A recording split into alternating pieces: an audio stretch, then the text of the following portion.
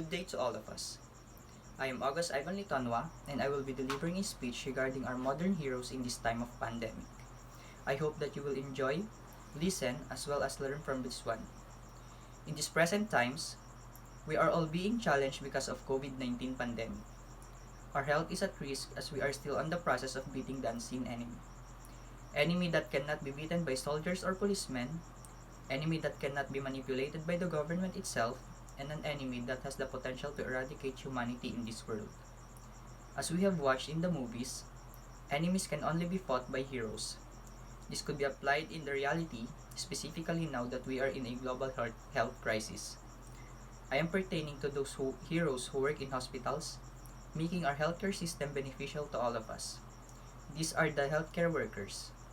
This pandemic will never be able to be handled if this kind of professionals did not exist. They are the one fighting for us, for our families, friends, relatives, and for every sector of our society.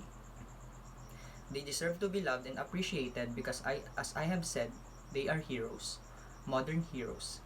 Sadly, these heroes are sometimes being forgotten for what they are doing in this very challenging time.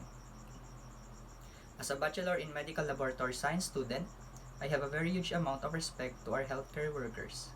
I know that they were already tired detecting and treating those patients who were positive from COVID-19, and they have no choice but to double their efforts and extend their time in a day in order to help those who are in need. Despite of that unconditional deeds, they were still underrated and gaining lack of support from the government. They were still underpaid, and the hazard pay being implemented by the government is still not enough to pay the service that they were giving. Their suggestions are also being rejected despite the fact that they should be the one to be listened. That is why I came up with an advocacy called Makataong Benepisyo para sa serbisyo ng mga healthcare workers. This pandemic seems to be still not enough as a reason for them to be appreciated and that they are needing support from us. They need alliance for their efforts and sacrifices to be reciprocated. This advocacy will push those lawmaking and law implementing bodies to cope up with an act that will benefit the healthcare workers. It will motivate them not to go to the other countries to find opportunities because it could already be found in their own land.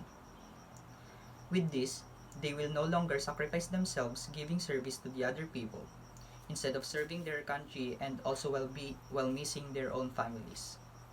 Our healthcare system will also improve because there will be more people contributing to make it better.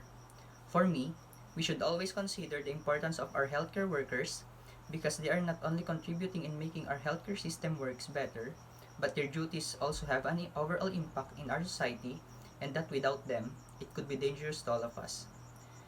This pandemic is not only a challenge to these said modern heroes. It is a battle that all of us should face in order for it to be surpassed. In short, their battle is also our battle. Everything in this world is a matter of give and take. It should be our initiative to appreciate and motivate them because their heroic acts are very helpful for our society to move forward despite the problem that we are facing. They are soldiers that are fearlessly fighting for the sake of humanity. They are heroes that instead of wearing capes, they are using PPEs to protect themselves from acquiring disease. They are voices that should be heard. They are light that guides us despite of darkness in our path. They are hope despite of all the hopelessness. And lastly, they are God's medium in order for us to see His grace and unconditional love. The only thing that we can do is to appreciate them as well as give them everything that they deserve. At the end of the day, we will surpass this challenge, and it will be because of these inspiring professionals with passion and dedication. That's all, and thank you for listening.